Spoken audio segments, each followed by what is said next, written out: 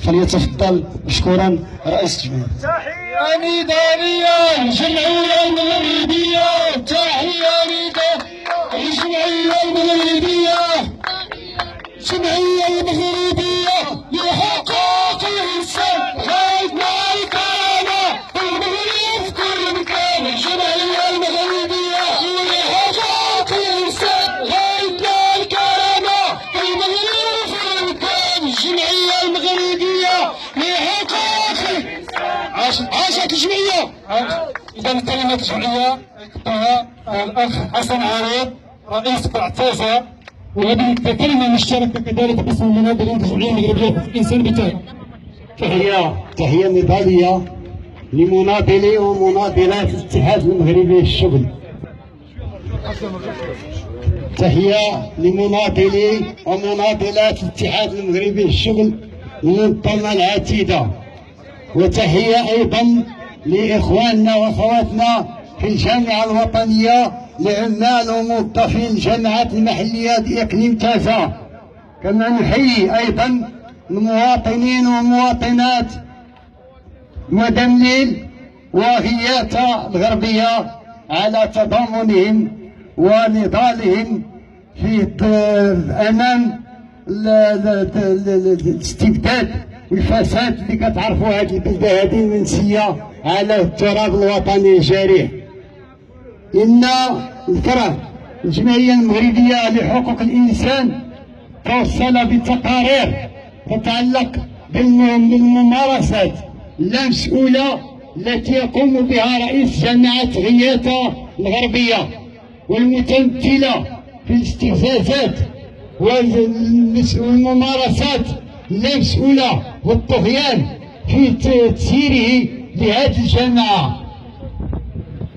كما وصل به الامر الى التضييق على العمل النقابي، وذلك بمناسبه توسيع منشورات الاضراب الوطني العام لهذه الجامعه والمنشورات للاتحاد المغربي للشغل والهيئات النقابيه في هذه الجامعه.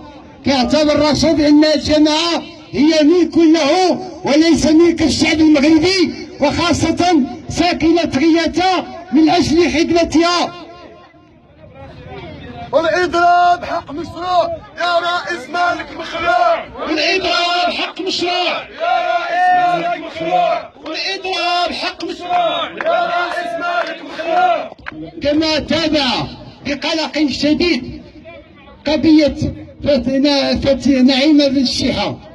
تابع الفرع هذه القضية بقلق شديد، وحيث أن هذه الأخيرة مورس عليها من طرف رئيس جامعة غياثة الغربية كل أصناف الاستفزازات والمضايقات، وذلك في إطار تصفية الحسابات، لأن هذا الرئيس مفروض فيه أنه يخدم المصالح ديال المواطنين والمواطنات لغياثة الغربية، ما يخدمش واحد الشيء ولا يخلي واحد الآخر.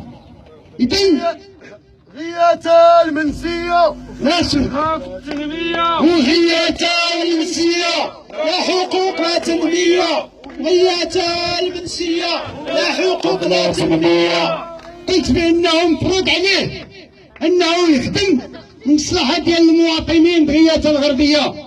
وصل به الأمر إلى اتخاذ قرار العزل في حقها، وإن هذا القرار كنعتبروه في الجمعية المغربية لحقوق الإنسان هو المس بإحدى الحقوق الأساسية التي تتمتع به الموظف والموظفة، وهو يضرب في الصميم جميع القوانين الوطنية والدولية المعتمدة في المغرب.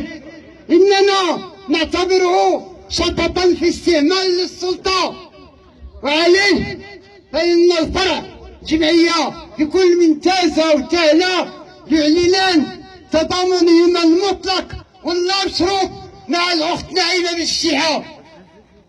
شرف النصر شرف النصر بالوحدة والتضامن اللي بغينا يكون يكون، بالوحدة والتضامن اللي بغينا يكون يكون، بالوحدة والتضامن اللي بغينا يكون يكون، بالوحدة والتضامن اللي بغينا يكون يكون.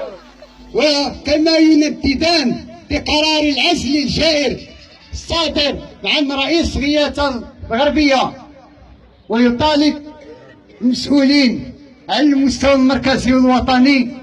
وهنا أتوجه إلى عامل الإقليم، عليه أن يتدخل من أجل إحقاق الحقوق لهذه المناضلة الأخت نعيمة بن الشهاب وإبصائها إلى عملها. إننا ماشي ضيعة في لحية، الجماعة ترابية ماشي ضيعة في لحية، الجماعة ترابية، ماشي ضيعة في لحية، كما أن الفرعين يدعمان جميع الخطوات النضالية التي سيصدرها الاتحاد المغربي للشغل الاتحاد المحلي بتازة والجامعة الوطنية لعمال وموظفي الجامعات على المستوى الوطني. ونحن نؤكد مرة أخرى أن المشاركة الفروع الجهة ستكون قوية في القافلة الوطنية التي ستنظم في اتجاه ودنيل وبالضبط في غياث الغربية. الوحدة والتضامن اللي بغينا يكون الوحدة والتضامن اللي بغينا يكون. وتحية نضالية للمرأة المغربية، تحية نضالية للمرأة المغربية. بهذه المناسبة المرأة المغربية وبهذه المناسبة أحيي نضالات ساكنة غياث الغربية، نضالات من أجل مطالبهم المشروعة والعادلة والبسيطة. كاين تراك، كاين القنطرة، كاين النقل المدرسي والفرع، لا التهلا ولا التزا تابعوا هذه النضالات وكانوا معاصرين المسيرة على الأقدام في اتجاه العمالة. إذن مرة أخرى كنأكدوا التضامن ديالنا مع الساكنة غياث الغربية ومع الأخت مطرودة ومع ساكنة ودنيل هذه البلدة المنسية. والفرع تابع أيضا عدة قضايا في ودنيل، منها وفاة المرحوم حميد بوهزة، منها حرق فتاة شابة جميلة غداش، منها متابعة ولا الشعب يحبوها وقتلهم عدمهم، الشعب يحبوها وقتلهم عدمهم، الشعب يخلفوها وقتلهم عدمهم، ولاد الشعب يخلفوهم. قلت لنا الفرع تابع هذه القضايا في هذه البلدة هذه.